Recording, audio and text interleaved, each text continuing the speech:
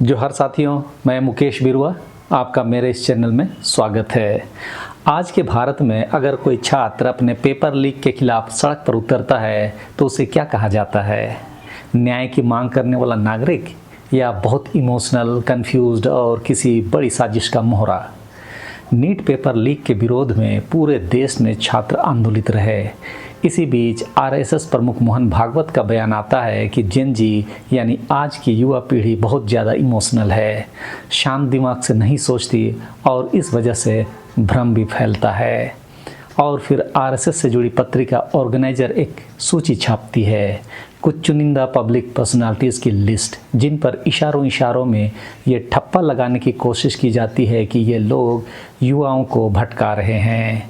आज की इस वीडियो में हम देखेंगे कि नीट पेपर लीक और छात्रों के आंदोलन के संदर्भ में आरएसएस किसे जिम्मेदार मानती दिख रही है, ये ब्लेम किन किन पर शिफ्ट किया जा रहा है और क्या ऐसे नैरेटिव से आगे चलकर लोगों को साइडलाइन या कहें तो प्रताड़ित किया जा सकता है। वीडियो के अंत तक आप खुद तय कर पाएंगे कि असली सवाल कहाँ है, युवाओं की भावुकता में या सिस्टम की निरंकुशता में।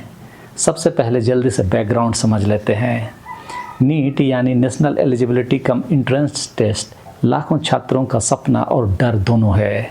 डॉक्टर बनने का रास्ता इसी एक इम्तिहान से होकर गुजरता है।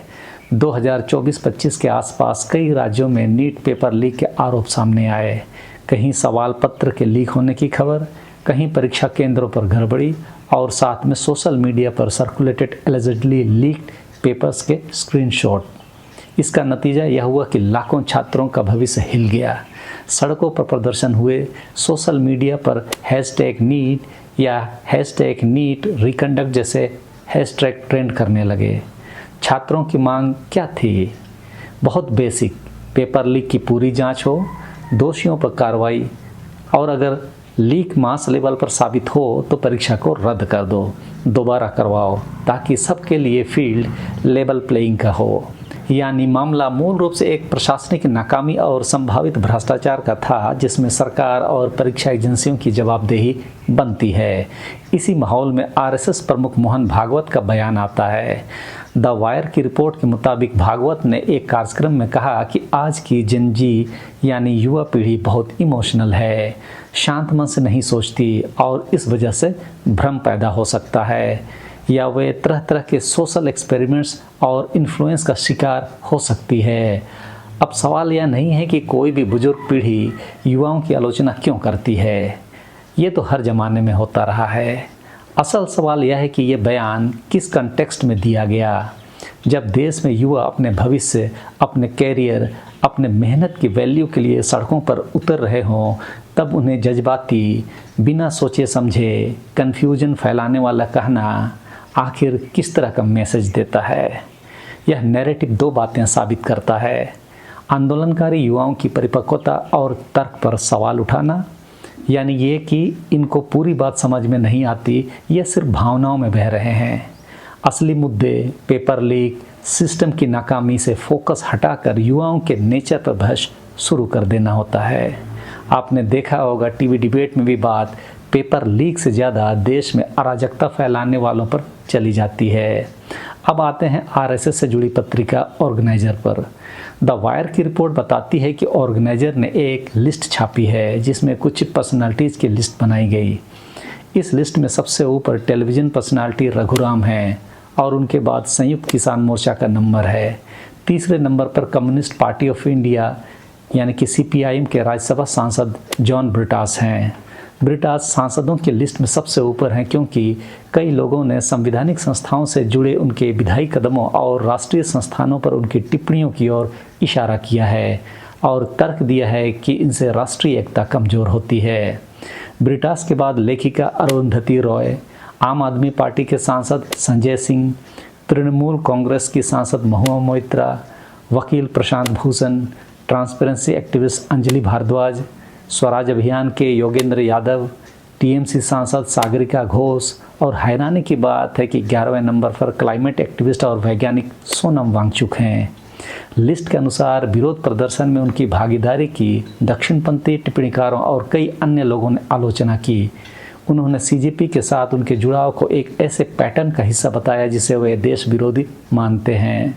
ये कौन लोग हैं? कुछ जाने माने इंटेलेक्चुअल्स हैं, कुछ एक्टिविस्ट, कुछ पब्लिक फिगर्स और कुछ सोशल मीडिया पर इन्फ्लुएंस रखने वाले लोग। ऑर्गेनाइजर का तर्क ब्रॉडली ये कहता है कि ये लोग लगातार सरकार और आरएसएस की नीतियों के खिलाफ बोलते हैं। ये युवा आंदोलनों के साथ खड़े होते हैं और इनके नैरेटिव की वजह से समाज में कन्फ्यूजन, आशंका और अशांति फैलती है। ध्यान रहे, ये लिस्ट सीधे सीधे नहीं कहती कि इन लोगों ने नीट पेपर लीक कराया है, लेकिन क्या कहती है कि ये मौके का फ़ायदा उठाकर माहौल भड़का रहे हैं, या ये कि ये बड़े एंटी सिस्टम इकोसिस्टम का हिस्सा हैं जो हर मुद्दे को सरकार विरोध में मोड़ देते हैं। रिजल्ट क्या होता है? जब भी कोई छात्र आंदोलन उठता है, मीडिया में या सोशल मीडिया में उंगली इन्हीं चेहरों की तरफ उठाई जाती है।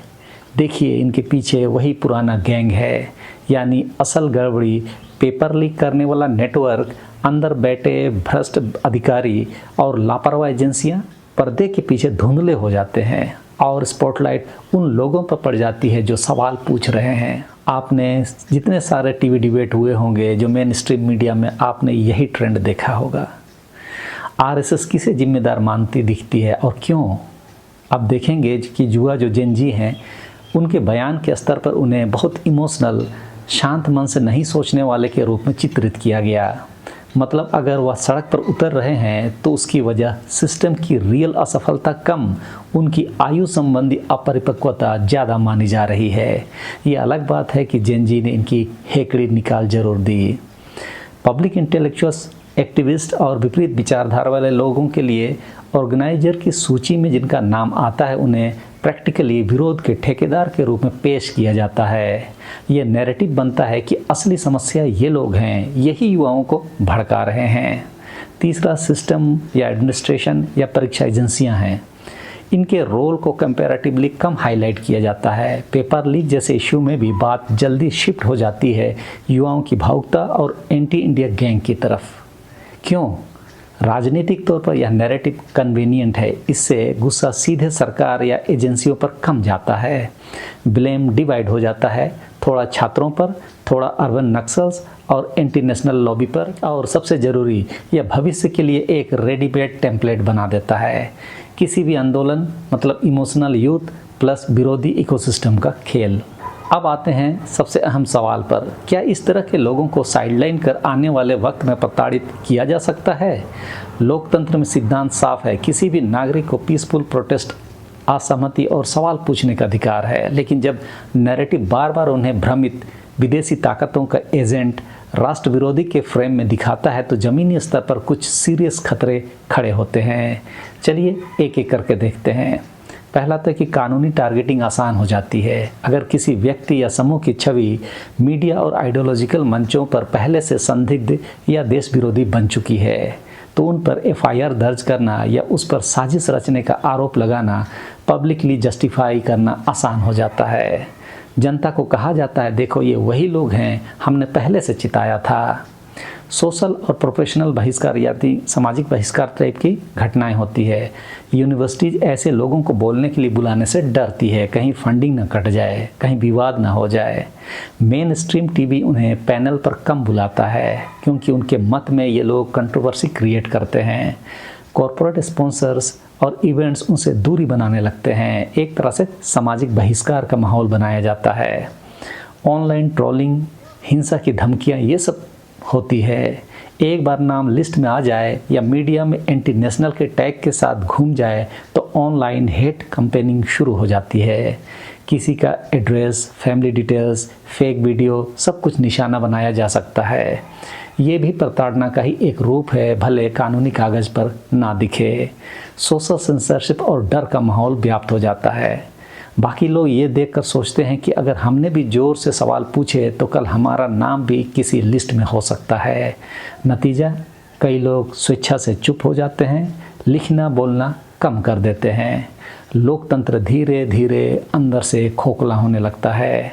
इसीलिए हाँ, ऐसी सूची और बयान सीधे सीधे इलीगल प्रोसिक्यूशन ना भी हों, फिर भी ये एक ऐसा माहौल बनाते हैं जिसमें टारगेट करना, साइडलाइन करना और अलग अलग तरीक़ों से प्रताड़ित करना ज़्यादा आसान और तर्कसंगत हो जाता है।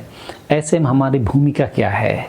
तो आज के वीडियो में हमने देखा कि नीट पेपर लीक और छात्र आंदोलन का कंटेक्स्ट क्या है, आरएसएस प्रमुख का बयान जेनजी को बहुत इमोशनल कहने का मतलब क्या निकलता है, ऑर्गेनाइजर की सूची कैसे कुछ चुनिंदा चेहरों को प्रॉब्लम क्रिएटर्स के रूप में पेश करती है, और कैसे ये सब मिलकर एक ऐसा नैरेटिव बनाते हैं जिसमें असली सवाल पेपर लीक किसने किया बदल कर ये हो जाता है कि युवा इतने भावुक क्यों हैं और इनको भड़काने वाले लोग कौन हैं।